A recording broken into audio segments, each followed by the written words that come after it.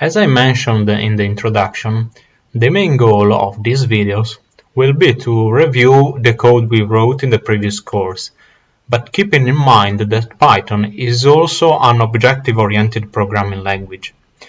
Because of that, then, we will write the same code and content as before, but keeping in mind and studying some objective-oriented programming functionalities.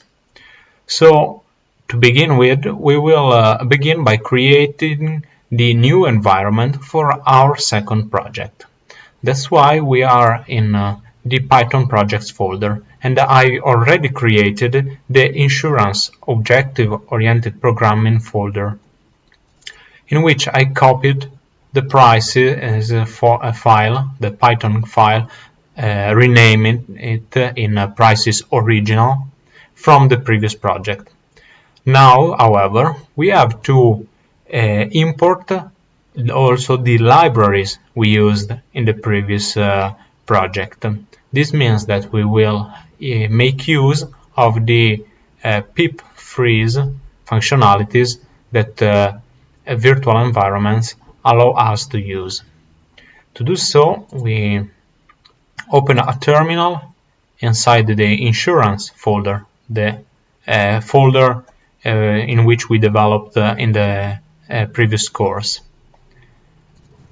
And let me show it to you.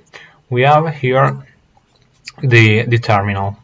We have to enter the environment and save all the all the requirements, the package requirements we used in that project. In order to do so, we have to open the virtual environment by writing valve. We are in scripts and we activate that environment. We have successfully activated the environment. Then we use pip freeze, and all the libraries will be saved in requirements.txt.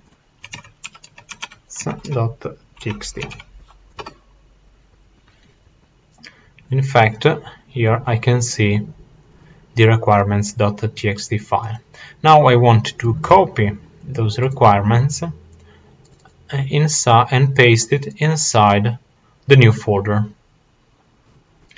Now I can move on and open this new folder in Visual Studio Code, create a virtual environment, and install all the dependencies that we used in the previous project by referring to these requirements.txt. So let's open code, and let me show it to you then. Here we go. We are inside insurance objective-oriented programming. We have the prices original. You can see here that if I open the tab, we have all the code we wrote, and we have the txt requirements. We just use the MyPy and typing, nothing more. So let me close by now, and it shows to us no Python interpreter is selected. So in order to do so, we open the terminal, and why it doesn't find any Python interpreter? Because we have to create the virtual environment. So we write Python vnv vnv, and we wait a little bit. Visual Studio Code noticed that a new virtual environment has been created, so we select it for our workspace folder, and you will see in a moment that now Visual Studio Code has defined is a Python interpreter, which lies inside the VNV folder. Those information again are stored in those hidden folder, the .vscode folder. Now that we created the environment, we activate it, So we go. We are in on. I prefer to program inside of Visual Studio Code using the bash command line, which is a Linux one. So the commands are a little bit different. That's because I usually program on Linux servers through my local machine. So I prefer to use the same commands and the same command line. So in order to, since we using Linux command shell, we will, in order to activate the environment, we will type source. We are vmv scripts activate. The virtual environment has been activated successfully. Now we have to install the previous libraries. So if I remember correctly, should be install -r requirements.txt. I miss install. Okay. Is installing my Pi extensions, type and typing extensions.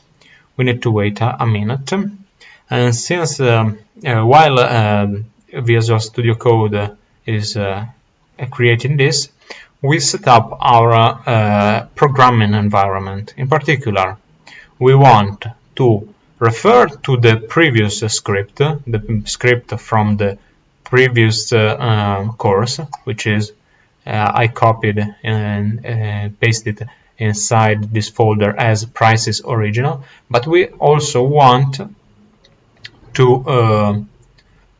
create a new script, a new Python script, in which we will review the same content but using object-oriented programming functionalities. So here we have created successfully, we have installed the library successfully. We have the prices original, but I want to create a new folder, a new file, Python file, which we will call prices object-oriented programming.py. And the Visual Studio Code opens it up in this. So since we will make use of both these files while programming, while writing code on prices OOP, I prefer to, in the same screen, look at those files at the same time. So I just press this button. I want Python this one. Let me, excuse me. I want to split right. Okay. So I close this one, and we have. I don't need at the moment to use the Explorer, so our code is broke into files. We have prices oriented objective programming and the prices original.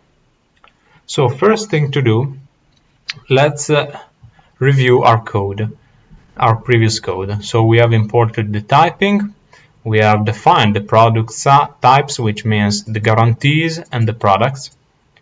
We have defined the client feature, the client and the client portfolio, and then we have started coding the property products, the motor products, by defining the guarantees as dictionaries and putting all those guarantees inside a list that makes the product itself. But as we already discussed in the previous videos, this structure is Python allows us to use this structure, but for our purposes it's too much flexible, because when defining a guarantee I can mistype, for example, price or name, and then the functions or the code below would not work. Also, everyone could misinterpret the functionality of how I define a guarantee. I could put, for example, the name itself, the file, as the key value and the name as a value. Maybe someone who is relatively new to Python programming and does not know the conventions about the key and values in dictionaries, and so on. So we need a more robust structure. And the guarantee itself, as you can see, is a replicable object. And we just decline some of its properties to get new features, new guarantees here. The fire guarantee and the earthquake guarantee. I mentioned the term object because, in fact, the guarantee can be interpreted in Python as an object, a box that has a lot of properties, and we will see next functions inside it. So a guarantee could be written using object-oriented programming as a class. Is the name of the object in Python.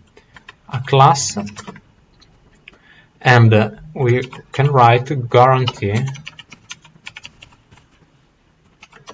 and inside it we put some properties of this object.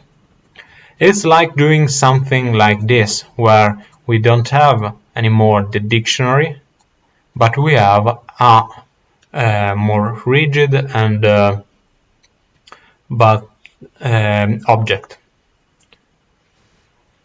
For example, to replicate this structure, we can define two variables inside the guarantee as name, which will be a string, and price, that will be a float. Alright. How we would define then the fire guarantee here? The fire guarantee would be defined by calling the guarantee. We use the parentheses, and by saying that the fire guarantee name would be fire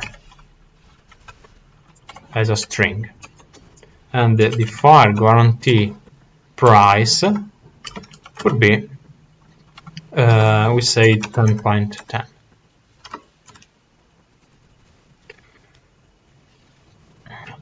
Very simple. Instead of using this notation, let me retrieve, for example, for a dictionary we use this notation to retrieve the value that lies with that pairs with the H key, for example.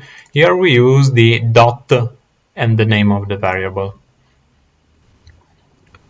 For example, let's print it out then. Print fire guarantee. Now we printed the name, for example, and the price, fire guarantee price. We are initializing the code. Okay, I run this. Run this code. So Python, we have prices OOP fire and 10.1. So we have defined correctly the guarantee. But now we are using an object, a Python object. Now, what we do? What we are doing now in the rows 6 and 7, we are initializing some class properties, variables. Also note that this is called the guarantee object is called a class, and when you decline that class through an object itself, it's called instance. So we can create multiple instances using the same class object. It's like a box, and to fill it we replicate that box and we fill it with data. We can do the same process here with the earthquake guarantee, for example. As I was mentioning before, we are in row 6 and 7 trying to initialize some attributes, some variables about the guarantee object, and in particular the fire guarantee instance. So we can Python allow to define a particular function, and now we are defining a function inside the guarantee class that allow us to automatically initialize those elements. A function in Python is written as def, name of the function, a name function, then the variables var1, var2, etc. This notation, and then we tab one time. If a function returns something, we specify return something, for example, return true. A function can take arguments that can be simple arguments like this, and in order to let this function work, we must to pass the variable 1 name and the variable 2 name. For example, let's define here outside the guarantee for now to make it clear.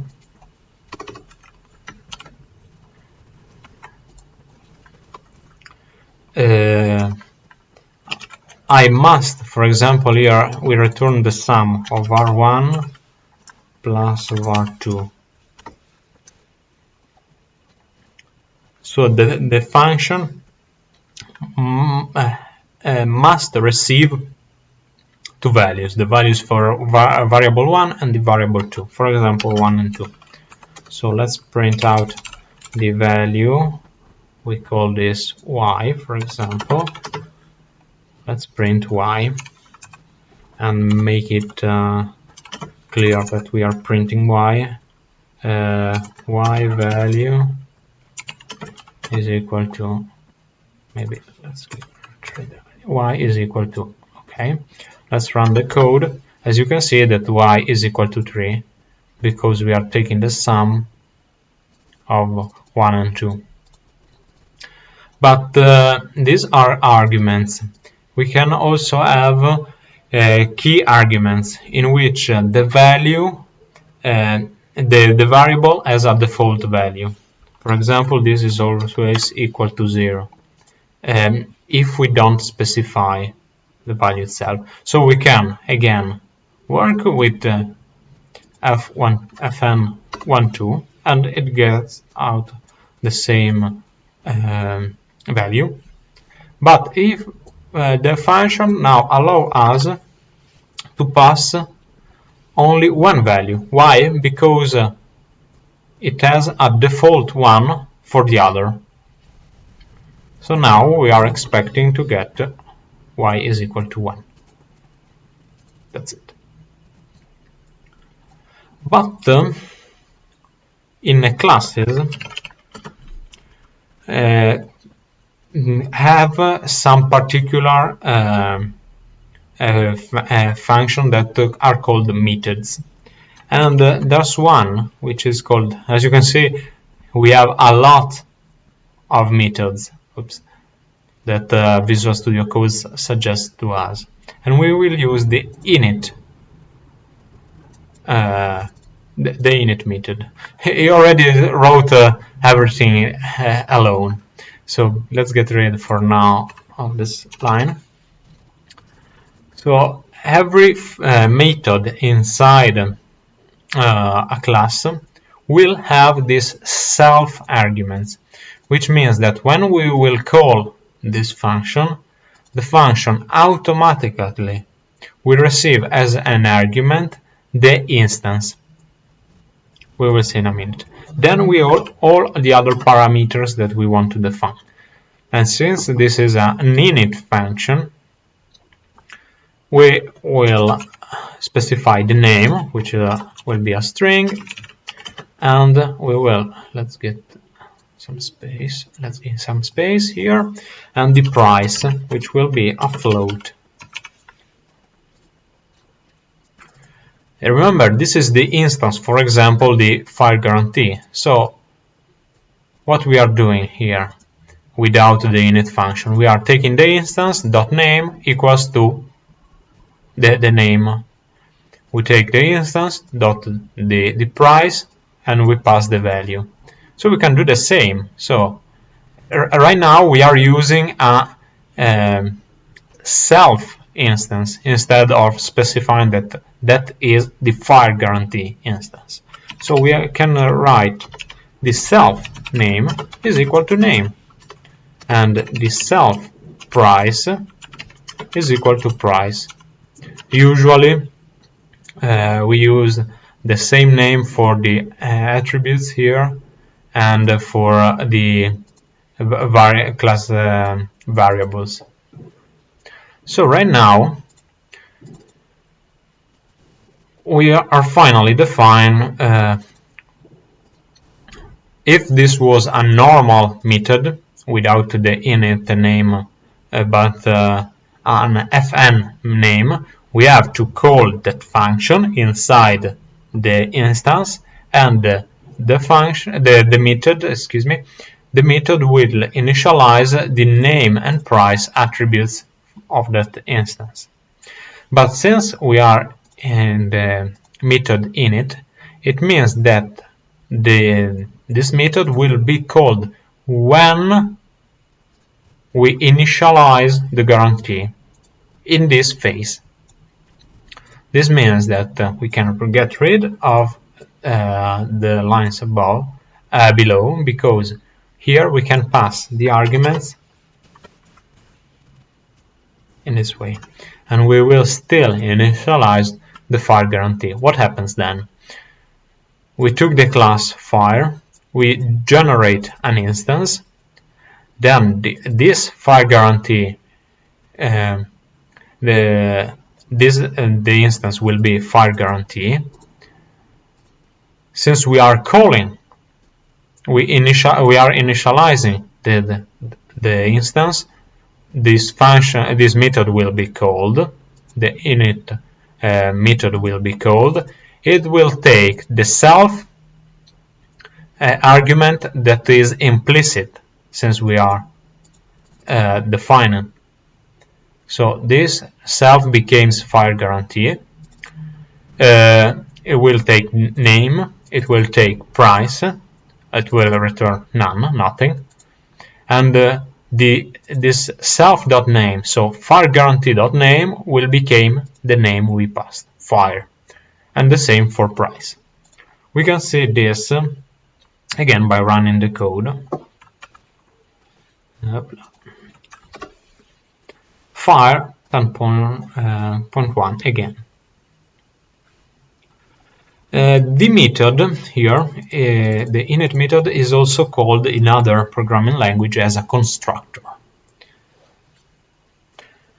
With a constructor we are defining particular attributes for that specific instance, but we can also have some attributes for the generic class, which, remember, is an abstract concept in which all instances refer to the same class. For example, if we take the earthquake guarantee here, let's do this. We have guarantee, and we will do earthquake, and the price will be 2.3. Alright, we are defining from the same class two instances, and when we are initializing that instances, this constructor, the init method, will be called. but some attributes could belong to the class itself. For example, here we can define the tax ratio. For example, the 10% tax ratio. This means that this attribute refers to the class, not to the instance. So it refers to the generic guarantee, not to the fire guarantee or to the earthquake guarantee, as for example name and price are. Let's for example modify the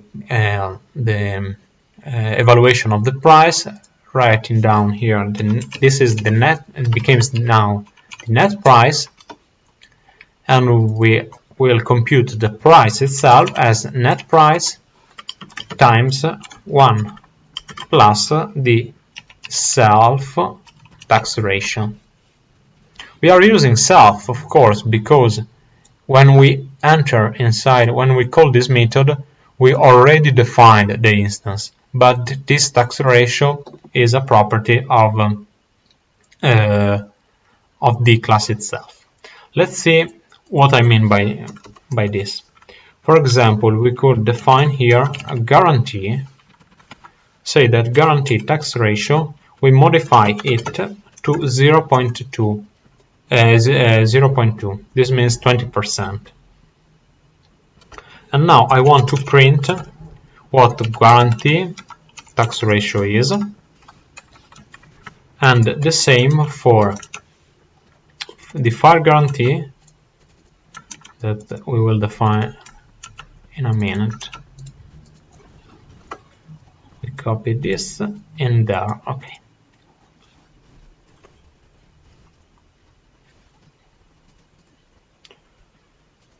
So I modify the tax ratio inside the guarantee. Then I define the guarantees, and I want now to send the tax ratio. Get rid of this. We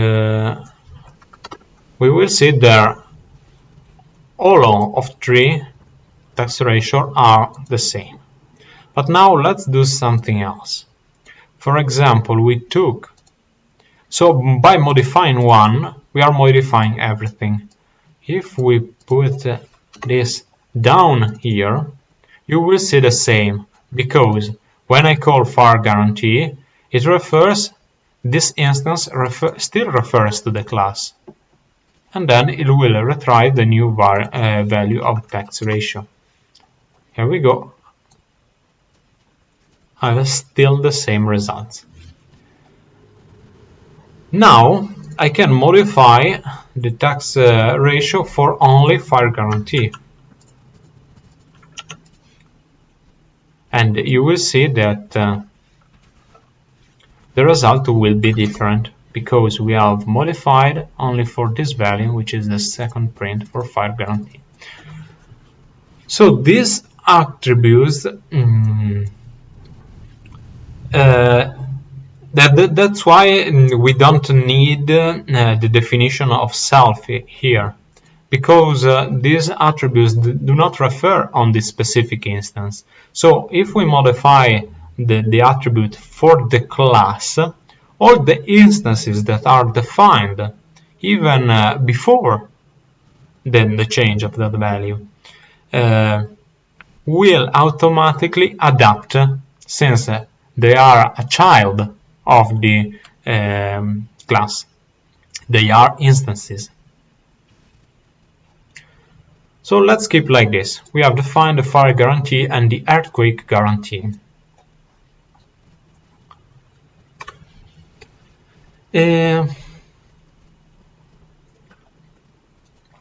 Working out this, sometimes we could also, if we want to modify the tax ratio in an immediate way, we could use a particular decorator, is called, which is the class method. For example, here I can define a new method, which will be disable tax, because for whatever reason, disable taxes. And let me write just what I want to do. We want to do something like task ratio is equal to 0. For example, because for pricing, evaluation, or to evaluate the risk at net of taxes, I run this disable taxes, and it will for the guarantees, it will automatically put it to 0. But what happens if I use if I intend this as a common method, a regular method? I just put self here and self tax ratio. I'm modifying, for example, if I call this on fire guarantee, note that this price is not still the same because it's already computed, so I have to run it again. But let's move on even with this particular. So if this disabled taxes would be called by the instance, so fire guarantee, I call the disable taxes. Functions are called in this way, and we print then the fire guarantee tax ratio. Let's print it out. We get the 0%.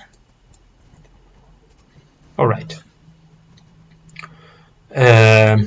Why I'm saying that the price will not get modified, so will not be equal to net price, but it will also have the tax ratio in itself, because when I run this function, we already run this evaluation, and this is not updated. We will see in a few minutes how to update this kind of values. But the thing is that if I call these disabled taxes in a fire guarantee, and I want to check the tax ratio in earthquake, of course, the tax ratio for the earthquake guarantee will be still 10%. For example, let's see here. We get, whoopsie. Let's gain some space. We have 0% for the fire guarantee, 0.1 for the earthquake guarantee. But sometimes I may want to use a specific function, a specific method to modify not the attribute for that instance, but for the entire class. I will use then the decorator, a specific decorator that is called the class method and is written above with this @ symbol. Don't worry, the decorators now we will see together the decorators and what the decorators are and how they are coded as the last argument, the last content of this course. For now, just remember that the decorators are something that you put before the execution of the function and will modify the behavior of that function. In particular, this class method means that disabled taxes will not receive the instance but the class. So we are not using self, but as a convention we will call the class as CLS, and in this way we can access to the class, then its name is guarantee, we'll access to the class and modify the tax ratio. That's what the class method allows us. Instead of passing to this method the instance, it will pass as argument the class. Also, disabled taxes could another function could have some other variables in here, but we don't care. It's the same as self and the other variables.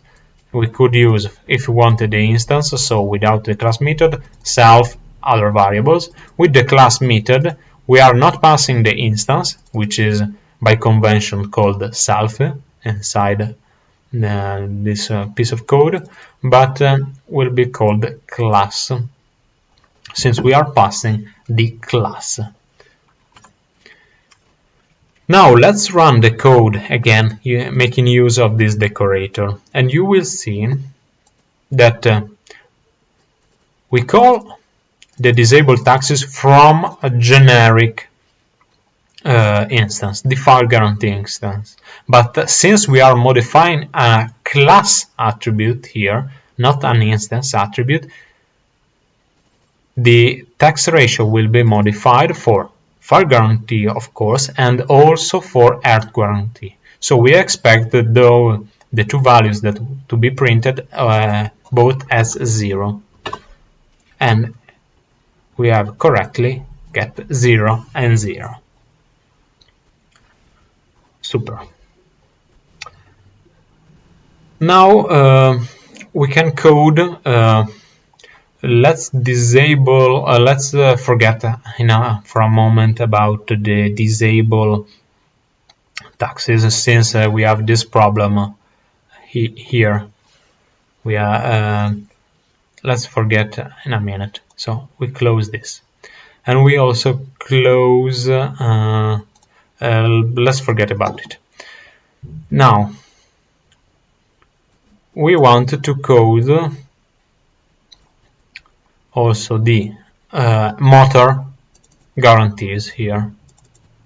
So again, what we do here, we have the fire guarantee, the earthquake guarantee, and we take the TLP and the own damage guarantees, and this will be written as equal to guarantee. One will be will have the third party liability name, and will have a price of 203, and the other one would have own damage cover with a price of $56.1. We will define then the motor product and the property product in the same way we did before. We can copy paste this in here, and of course we have not defined the product type. We copy this on the top here, so we can make some room here. Close the class. Thank you. We import then also the from typing. We will have import list. This says this is wrong because guarantee, okay, is now a type, is a class, but we are defining it before the definition of the class itself. So this needs to go down here, and everything now works perfectly. So let's get rid of this, and let's print the value of motor product, for example. So fire guarantee, earthquake guarantee, third party liability, and own damage cover guarantee are all coded as instances from the same class. We build a product variable as a list of guarantees, and now we print the product itself. We are printing a class, So now we will see what we get when we print. It tells us it's a main.guarantee. Main is the name of the file we are running. .guarantee is an object, is a guarantee object, and is stored at this address in the memory. We don't get much information about these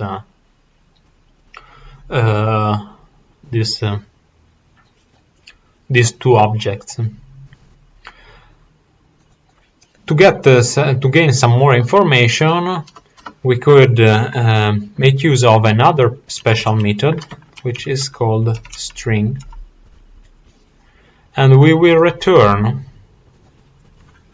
a string that will be printed to us when we are calling the guarantee. For example, here we can say guarantee,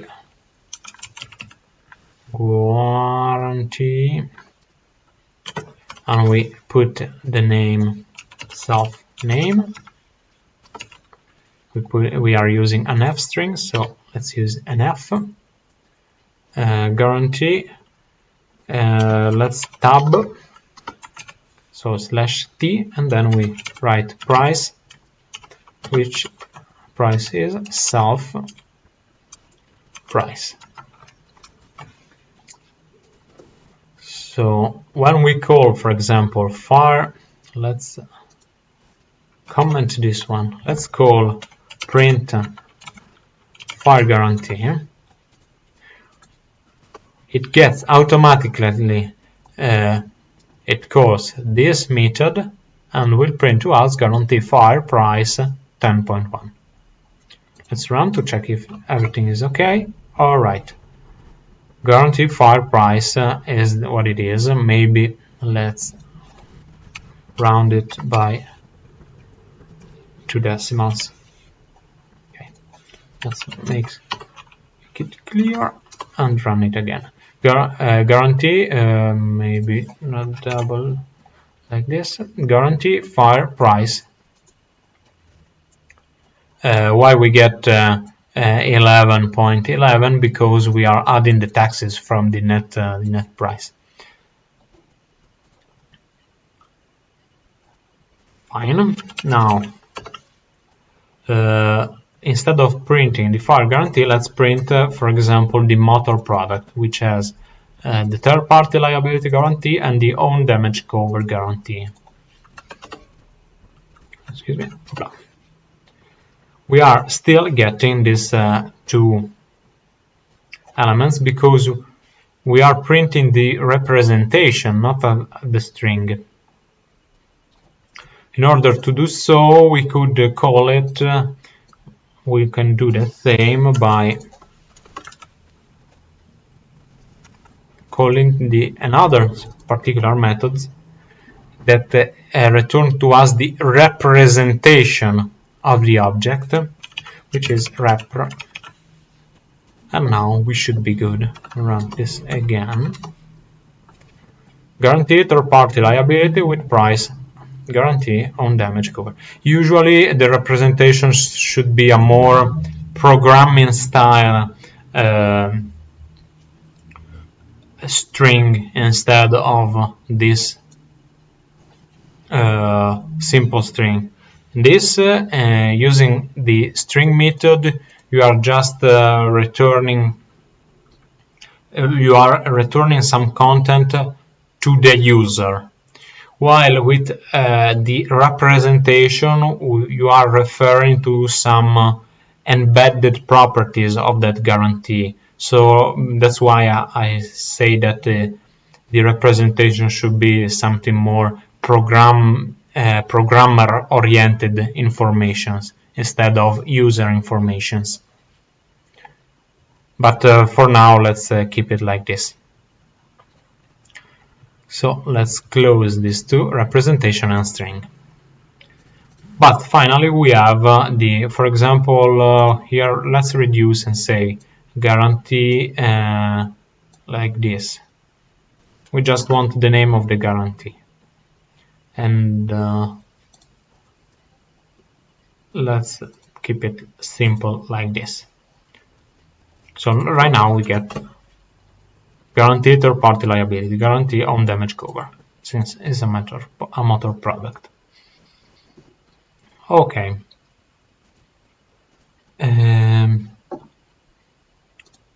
Returning now that we have imported all the all of 4 guarantees, we ask to ourselves something, which is can we code something a little bit more complex about the price? Here we are just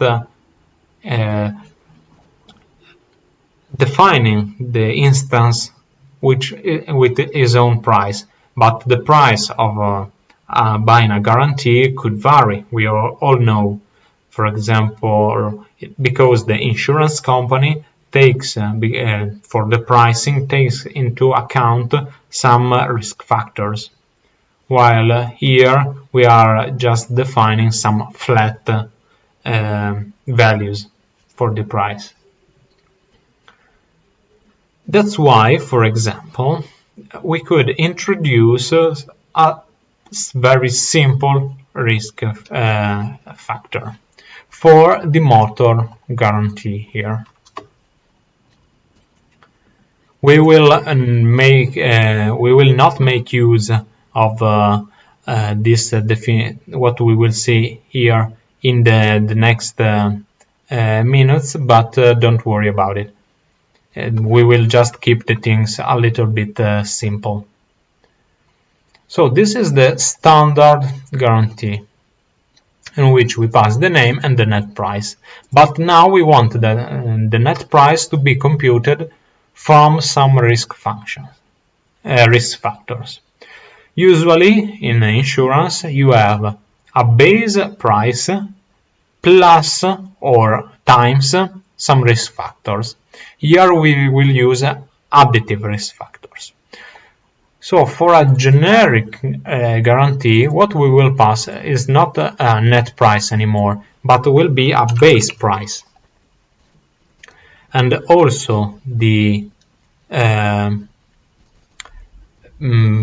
price will be just defined as a self-base price and nothing more. That's it. We are just importing the base price because we would like to define a more specific class that inherits all this particular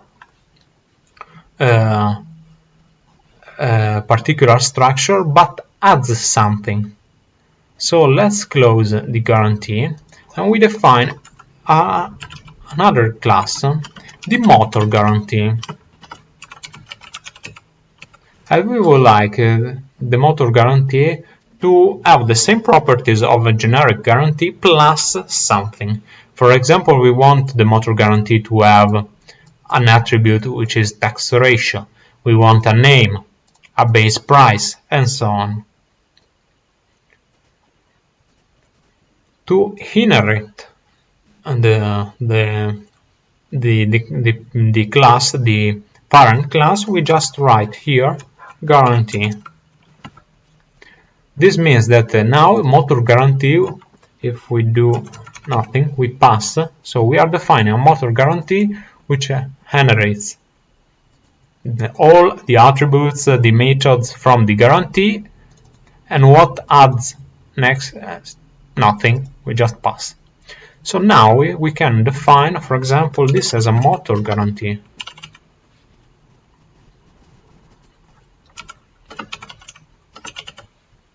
And we will see that this works perfectly.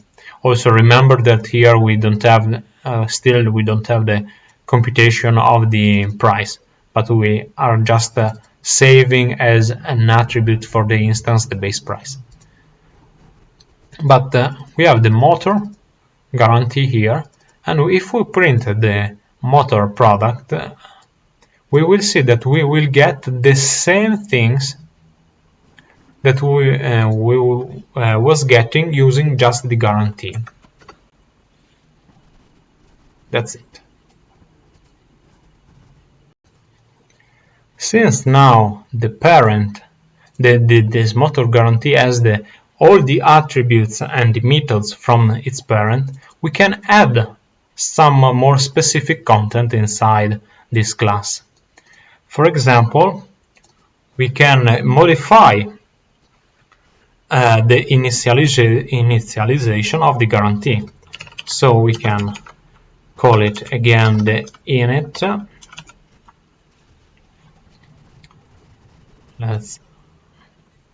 You already see that he has done, Visual Studio Code has done everything by itself. So init says we import the instance, the name, the base price, that's fine. Now we want to give to the motor guarantee also some risk factor, and the risk factor I've chosen will be the care value. The care value. So the amount the client will pay will be proportional to the care value. But if your care value has value close to 0, you will still pay an amount close to the base price. That's it. So the car value will be a float.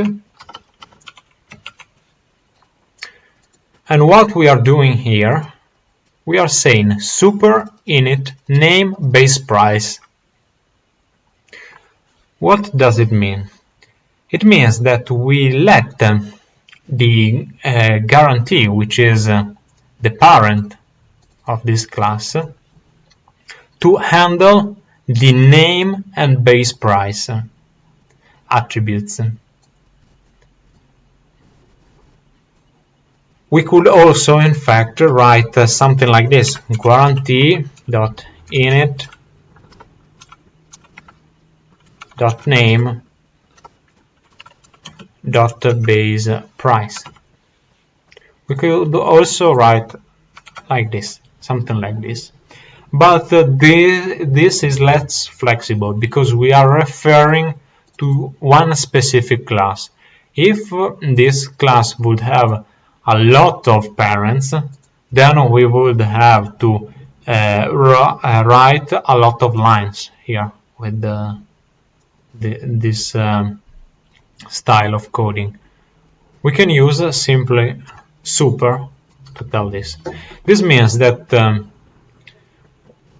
the guarantee init method will handle the name and base price arguments, and it's up to the motor guarantee handle the care value. What will the guarantee class do? We'll just simply store those information inside some instance attributes. So we don't have to write it too. It's like copy and pasting these two lines instead of this. It's a lot more simple and flexible. And now we just have to handle this care value. So thanks to the care value, we will compute the risk factor. Let's maybe go like this. The risk factor, for example, we keep it very simple. We keep it very simple. We'll have care value divided by 1, 2, 3, for example. Then how we this risk function could be the more complex risk model you could use.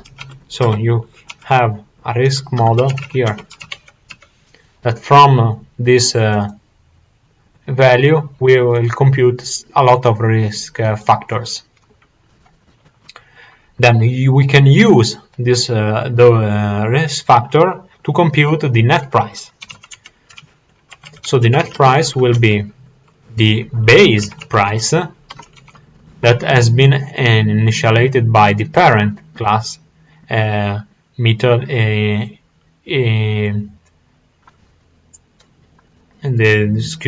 the parent class initialization method. Then we have the base price. We have I told you that we will use an additive risk factor, so we just sum the risk factor here. We will then save the gross price, so we've called before price, as the net price times 1 plus the self tax ratio. Where is the tax ratio here? We have not defined in motor guarantee. We have defined it while saying that the motor guarantee is a subclass of the guarantee class. So now, using the motor guarantee, we have to pass another argument. For example, we say that for that specific client, the TLP guarantee, the car will have today a value of $10,000, and this guy will have, since its car is very old, will have the car will have a value of just 1,000. So, for example, let's print it out.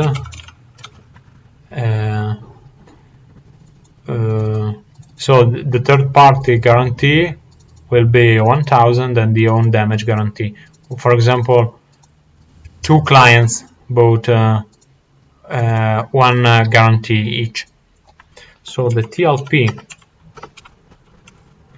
guarantee, let's print a third-party liability guarantee. If we print, remember, we are referring to the parent string method, so it will print the script will print to us the name of the guarantee and the price.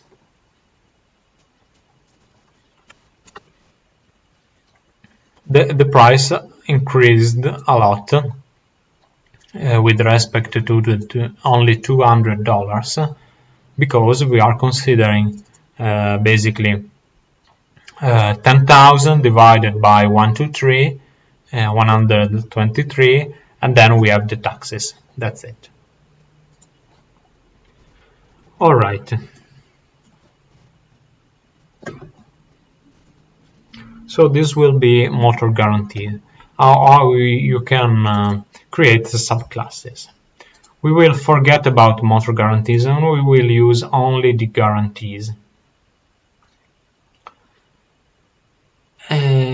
So let's keep it again, the guarantee here and the guarantee here, and forget about these new arguments.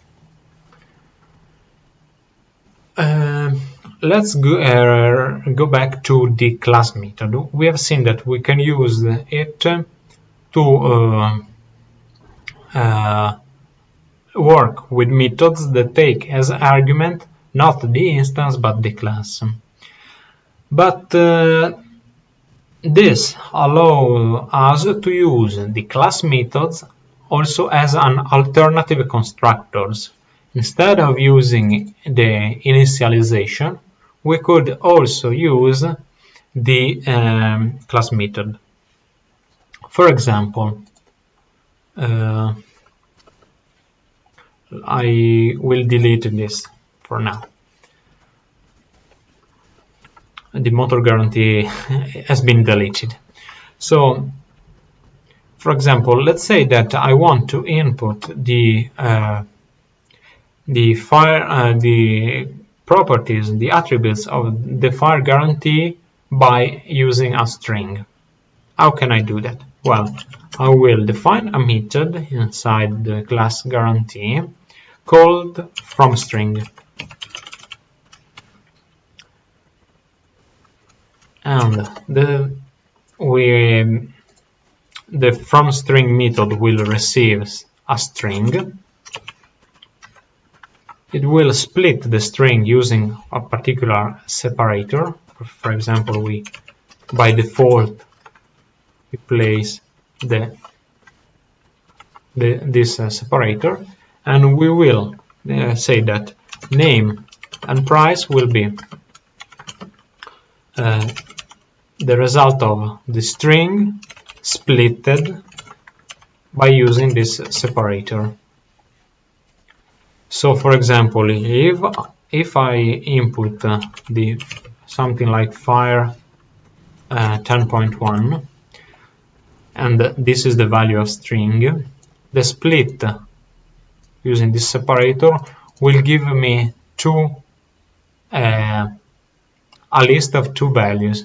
The first one will be fire and the second one will be 10.1.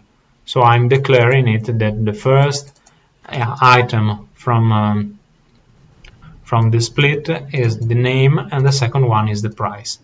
What will I do? My ideal operation is to say self name equals to name, and now we will fix this. We'll go back to the price, but will be equal, self price will be equal to price times the taxes. So this can be called net taxes, for example, net price, for example. All right. So we can do this we can accomplish this by using the class method. So the first argument will be the class, which will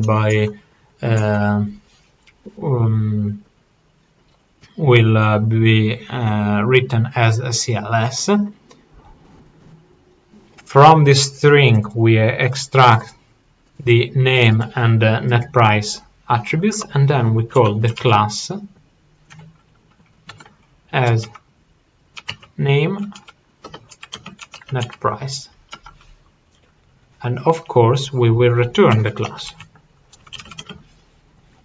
So when we will call, for example, here, let's define a new guarantee now, which will be a second version of the file.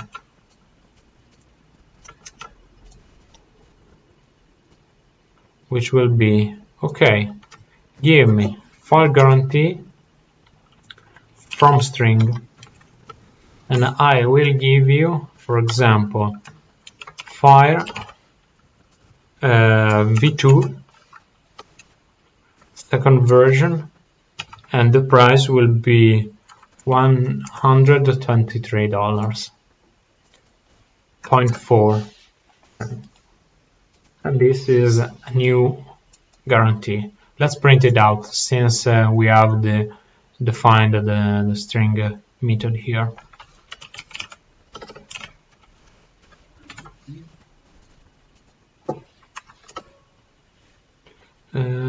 Price did not get right.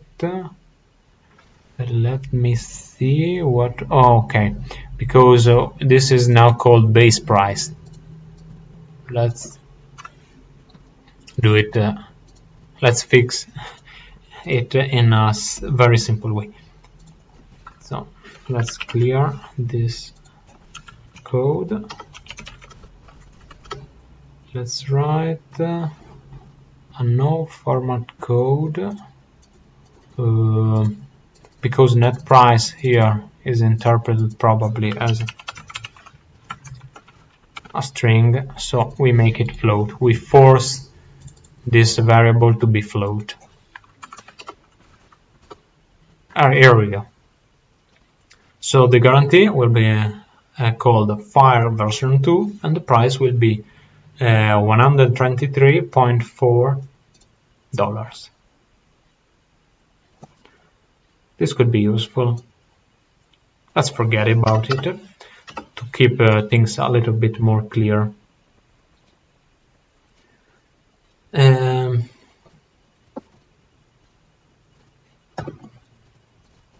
So right now we have built an object, the class guarantee, and we also define a lot of instances from that guarantee. Let's organize this by separate the definition of the class from the code that uses that class. In order to do so, let's forget for a minute about this prices original. In order to do so, let's create a new Python file that will be called guarantee.py,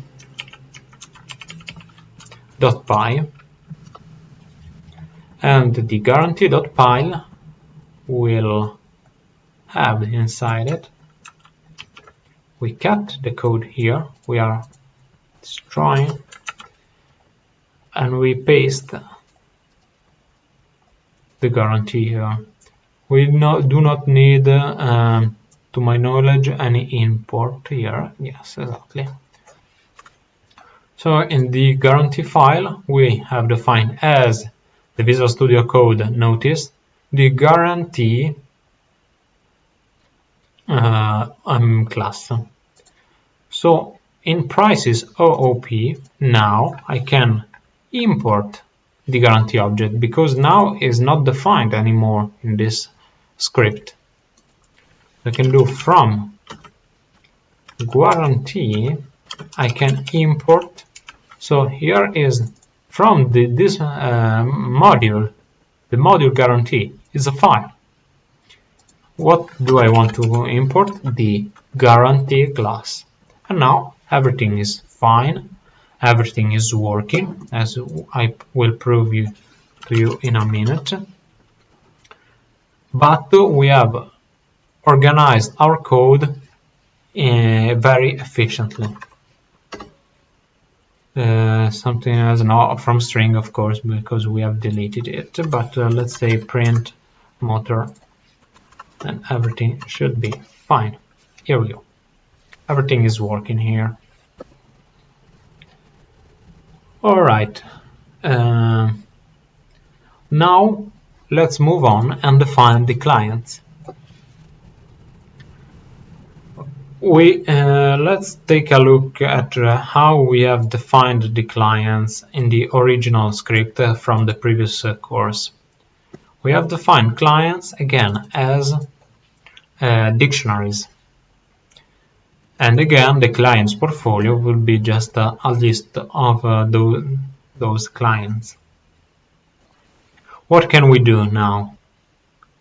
The same as we did for the guarantees. We can code objects, and guess how that object will be called? Will be called client.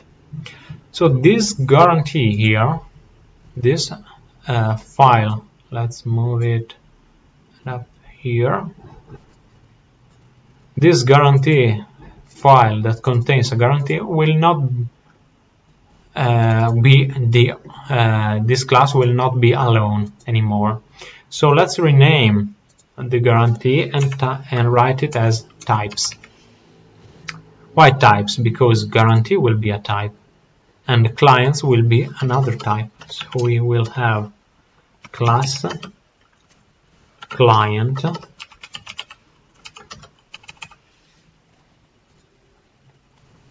again. Here we have to change the name of the module, and it will be types. Everything is working again, but we can define the class. What we will do again, the same thing as before, but in a slightly different way, because we want to store more information and in an efficient way. But let's start in a simple way by defining again. We need to initialize our class. So let's import the init method. What do we want right now? Let's replicate the information we used in the previous course. So we just have the name and the age. Okay, we don't need to. I delete always this line of code because this class has no parents, so there's no point of using this notation. So we have self here, name will be equal to name. Also, name will be a string here, and age will be an integer. Then we have that, let me close this so we get more space. Self.age will be equal to age. That's okay, we have replicated this, and let's write it down. So we have all the guarantees here. Let's write this definition with not capital letter. Okay, and we have the product definition. Finally, we will have the client's definition. You can see now how clean the code is in our main file, the file we are running. So we will have Anna, we will have John, and we will have Sarah. And we want to do the same thing as guarantee. So we have to import from types, from the module, local module types, not only guarantee, but also client. And we can now use it to define client. What do we want? The name will be Anna, and Anna is right now 25 years old. Excuse me, this must be an integer. Then we have another client, John, whose name is John, who is 75 years old. Now we have another client. Let's round it up with Sarah. Let's round her age to 45, just to keep each of the three as a multiple of 5. Now let's print, for example, Anna name. Seems so stupid since we have defined the client using her name. Actually, by running the code as we wrote here, the code would break because types here, the name times collide, creates collision with the typing module. So I just renamed the file as insurance types. As you can see, the content is the same, and in this way it does not conflict with typing. So if we run the code, we get Anna finally. Now we have defined the clients here. Let's define the client's portfolio as before. We just need to do these two things by defining client's portfolio as the list of client, and client's portfolio is as a type of client's portfolio and is equal to this list. Okay. For make it simple, we will not define the method, the string and representation for the client. client 2. Okay. By doing this, we have just replicated the behavior of what we have wrote in the previous course. But initializing the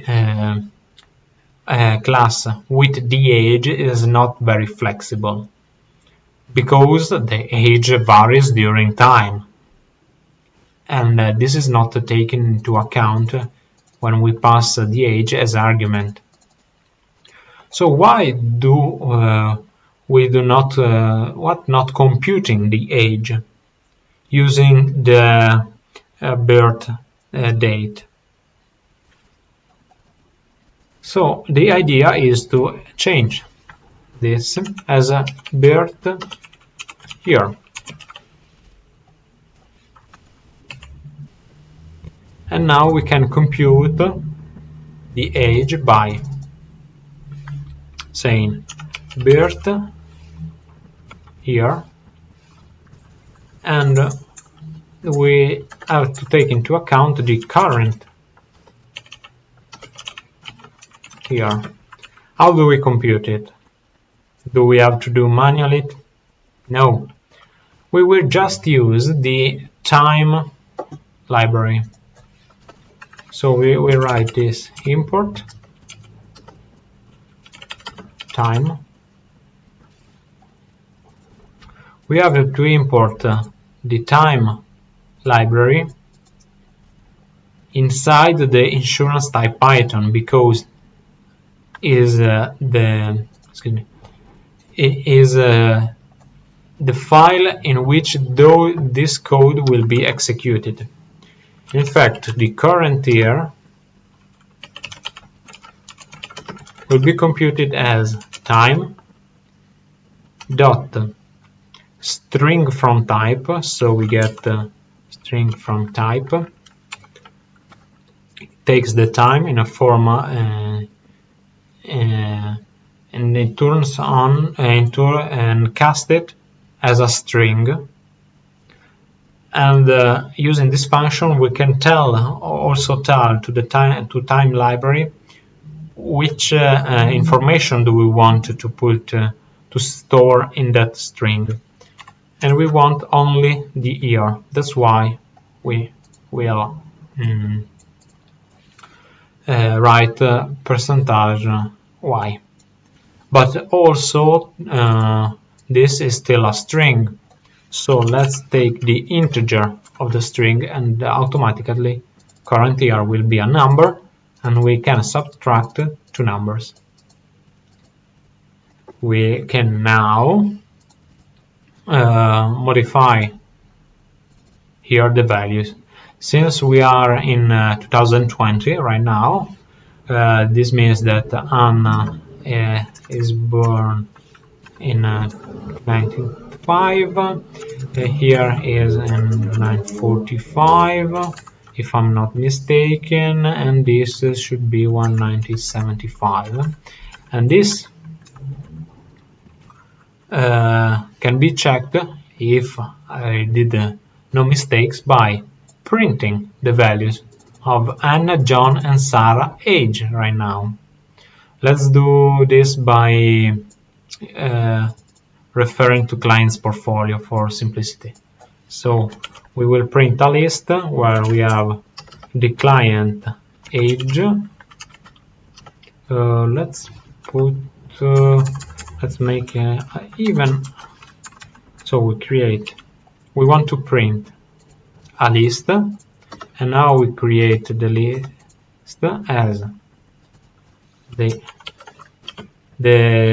our C is the client, so C will be the name, CNAME, we retrieve the name dot age for C in client's portfolio. Let's run the code. I've done the math correctly. So in 2020, Anna is 25, John is 75, Sarah is 45. works perfectly. Except for one thing, that if I run this code in 2020, I store the Anna, John, and Sarah instances, and I retrieve that instances in 2022, for example, the age attribute to those instances will be not updated, will be still 25, 75, and 45. So that's what happened also with the price here. Let's rewrite this as net, and here we have the net price. If you remember, we're having the same issues here.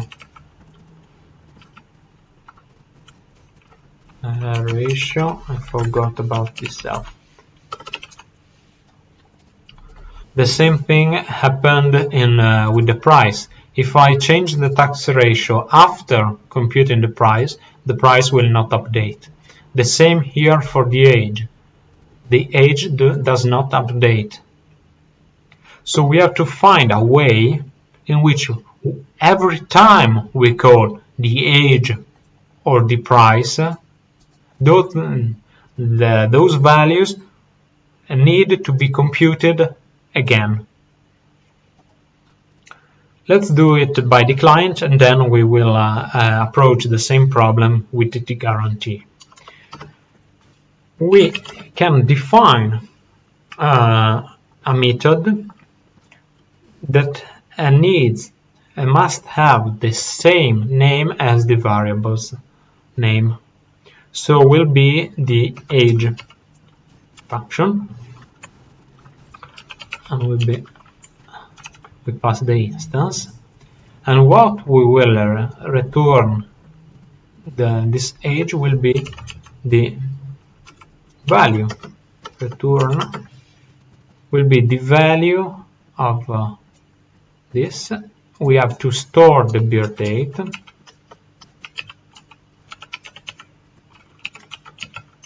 the birth year. So this works. So right now we are defining age as a function. Okay, so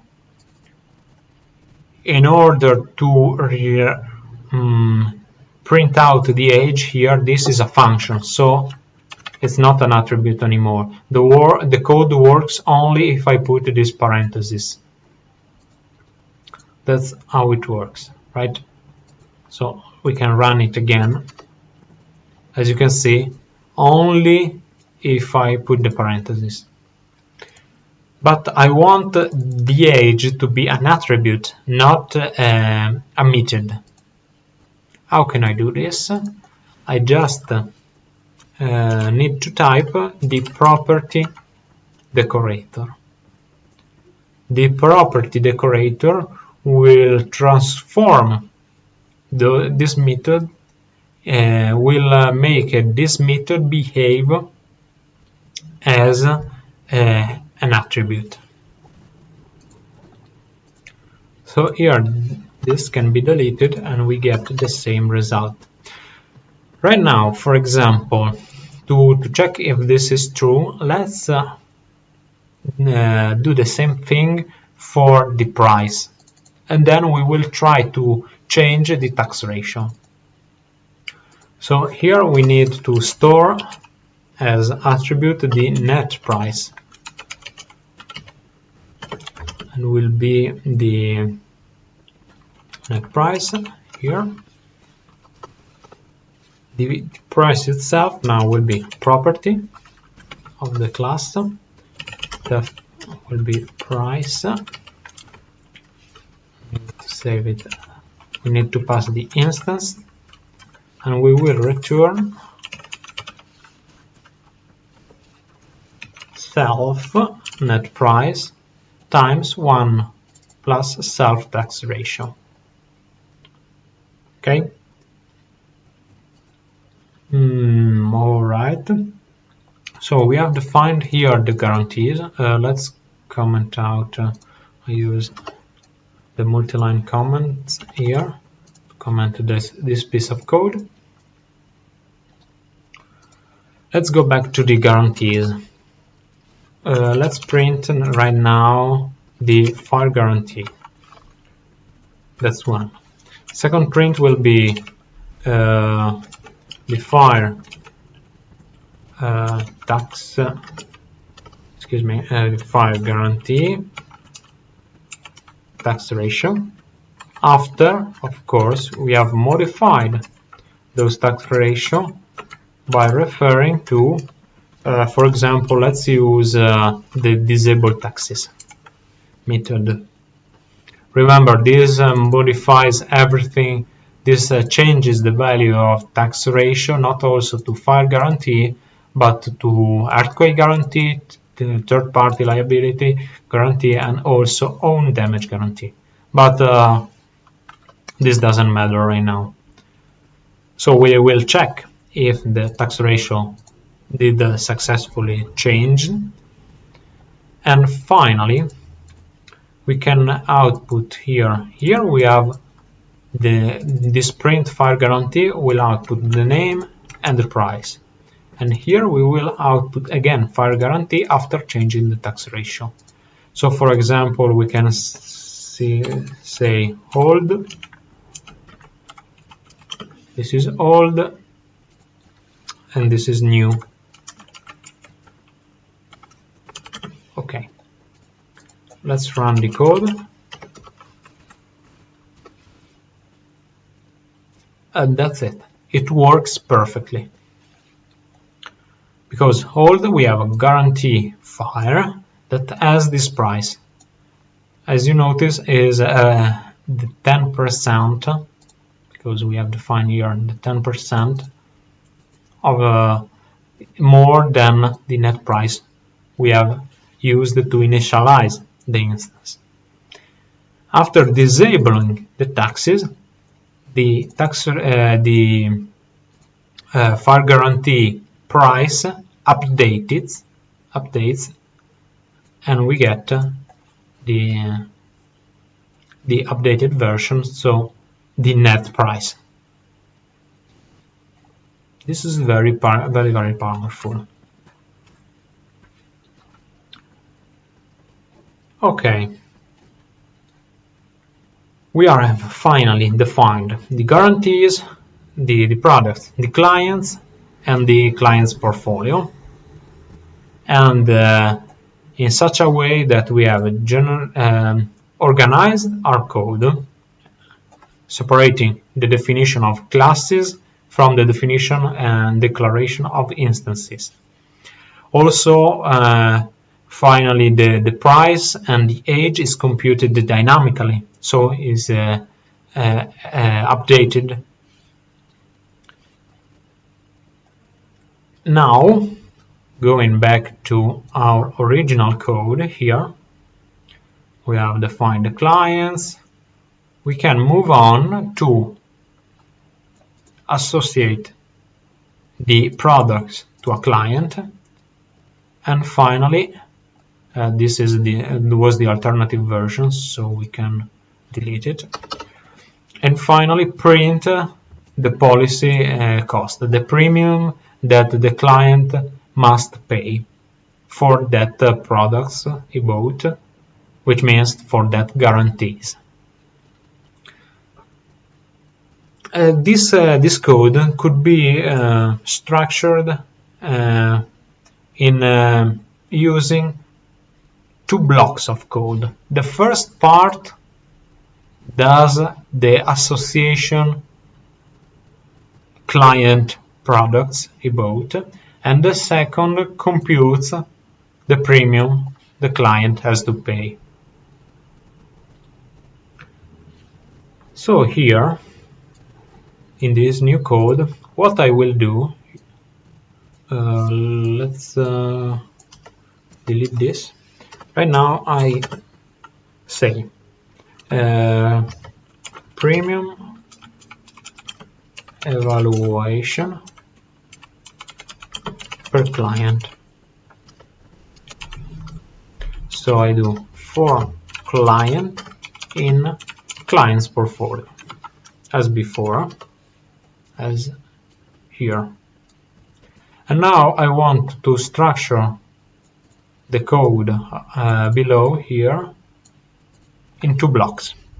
The first one could be a function that associates products to client.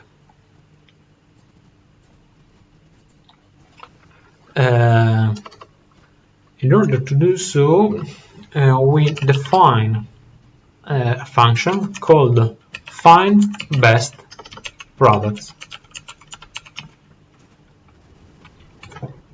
and we will input the client, which will be a client type, and another thing I want to use, let's use this. Let's keep it simple right now, okay? What we will return? We will return a list of guarantees. What will this function do? Find best products will associate, using a particular criteria, the age, will associate the products to the specific client. So we copy paste this and we adapt the code since we are no more dealing with a dictionary, but we are dealing with an instance. So client here, to call the age, we will just write client age. Here we will just want to return a list of guarantees, so let's keep it like this. Insurance products will be property products.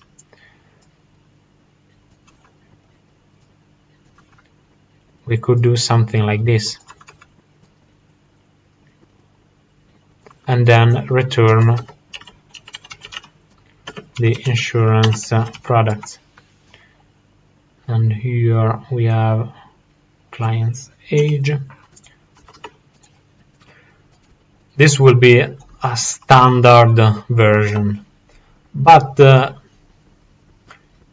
if the client age is greater than 70, I can just a property product here is already a list. So why not returning it's the product itself? Also, the sum of two lists is a list itself, so return this, and finally we did the same, return. In this way we are making the code a little bit more efficient, since we do not have to store a variable in memory, what we have called insurance products will not be stored in the memory before returning it, because we return the products itself, at least with a sum of the two lists. Well, now right here we can call the function find best products. For which client? The client whose name is client. It will return a list of guarantees. Let's make it simple. Let's say that each client will have also a list of guarantees, and will be, of course, will not be an attribute of the class, but of the instance. So we can do self insurance product here, and define it as an insurance, as an empty list, and then write something like client.insuranceProduct equal to this thing. Or we could also delete this code and it will still work because we are defining here a new attribute for the client.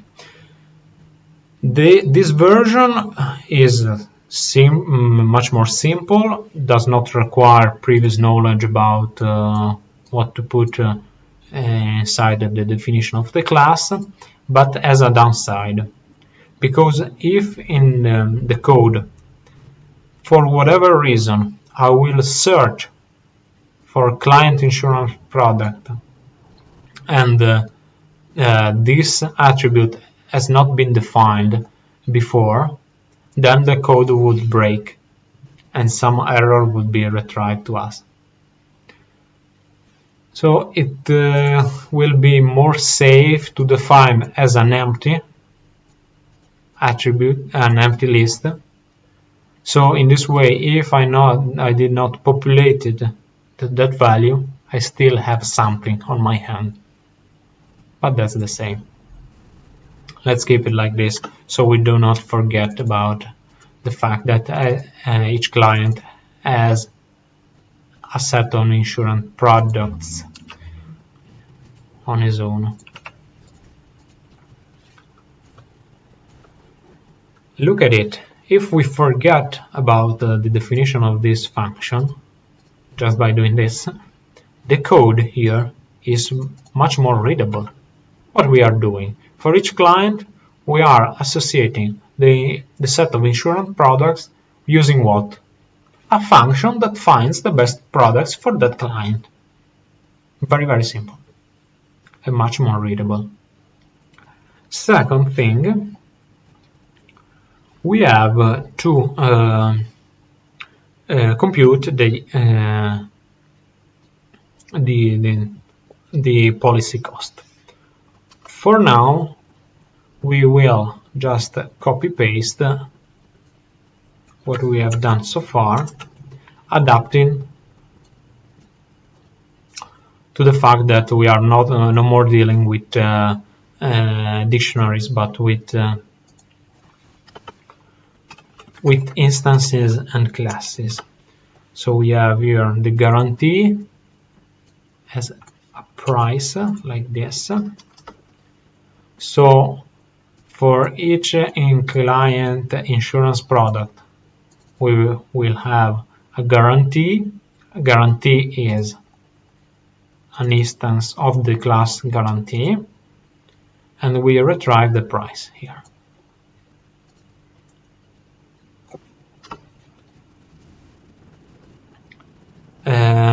The client will have a name that we can retrieve this way, as to pay policy cost dollars for, how many guarantees did buy, the len of client insurance products. Let's finally run the code. Everything works perfectly. And remember, we can change.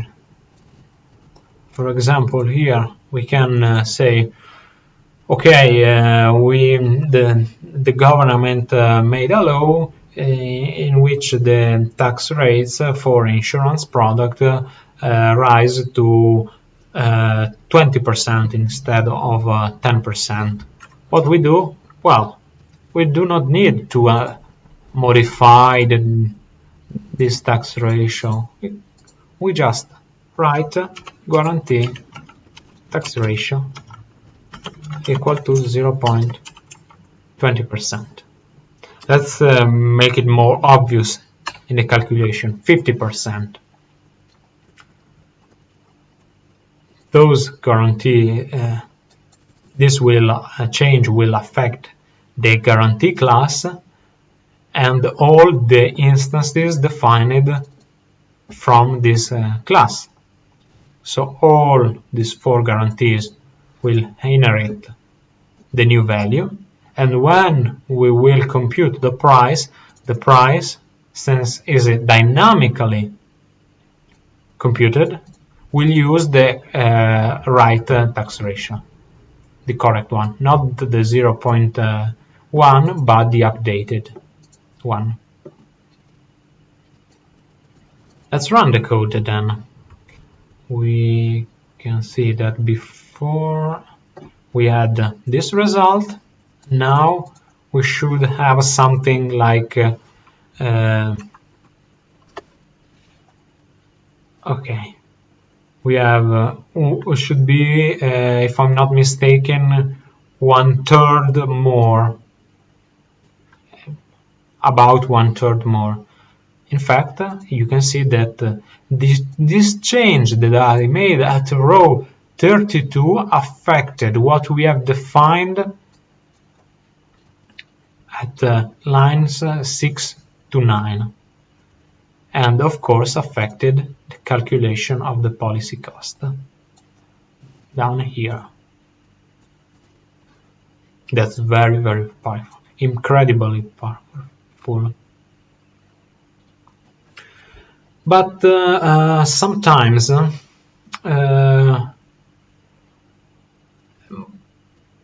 some errors could occur, and also the fact that we want to compute the price, the premium for the guarantees that the client subscribed can be interpreted as a property of the client itself.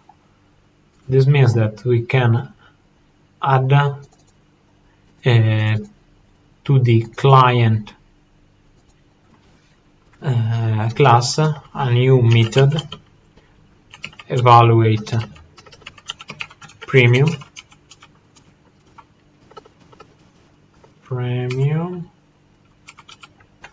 in which I will return a float. What do? I will have a premium to pay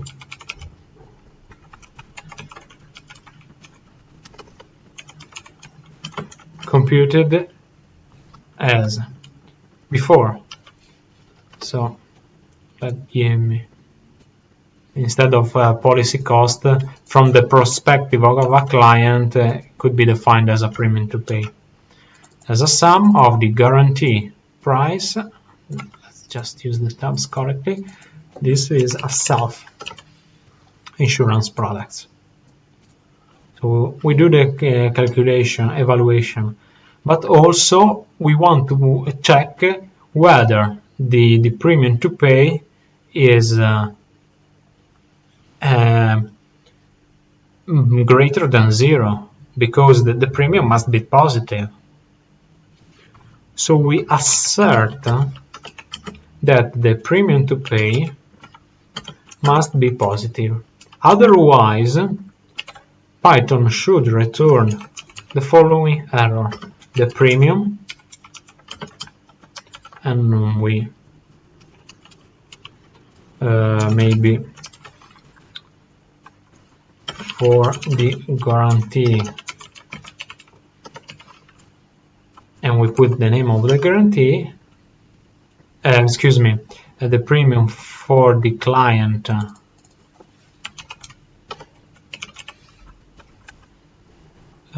the premium excuse me for this lapsus. The premium Anna, for example, has to pay must be positive,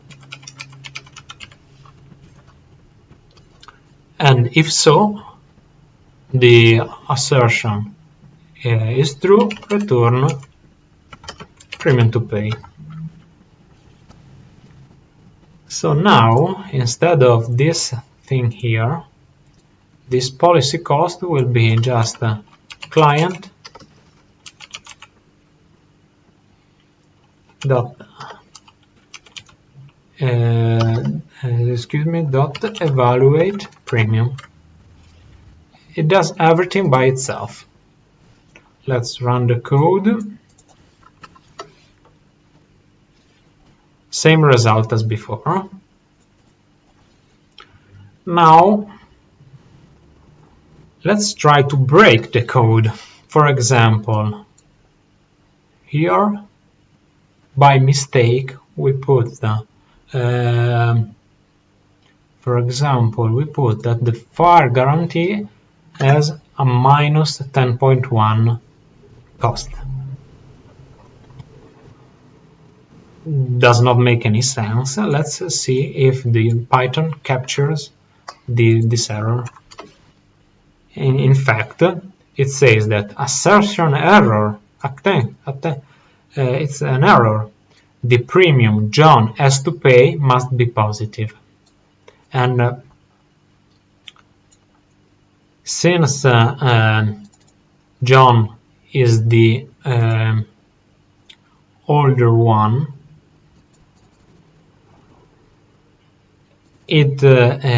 Anna has bought only the motor.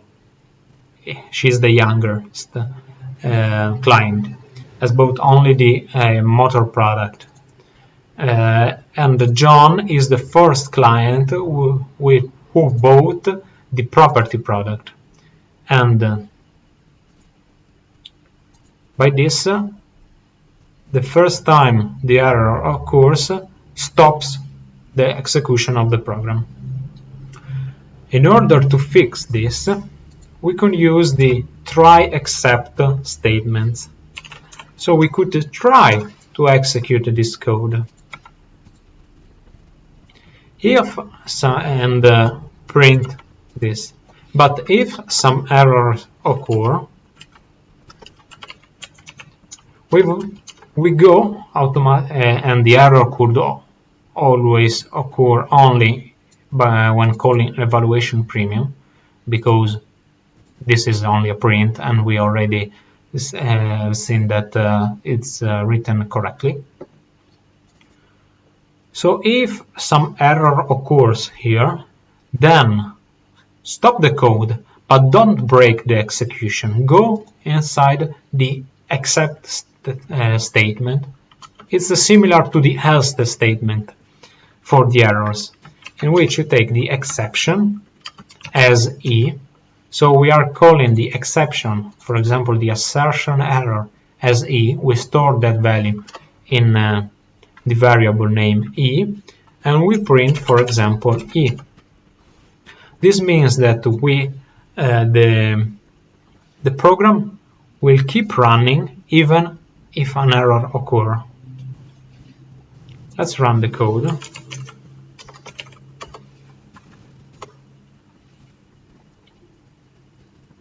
And you can see here that Anna has to pay. All right. The premium John has to pay must be positive. Error. And Sarah has to pay this amount of dollars for guarantees. Why? Because Sarah does not report any error, because we are here checking the sum of all premiums of each guarantees. But these try except statements allow us to handle the errors without breaking the code. Okay, this is the end of our coding part. In the next session, we will discuss in a more general way about decorators. We will see what they are and why they allow us to do what we have done, for example, with the class method decorator.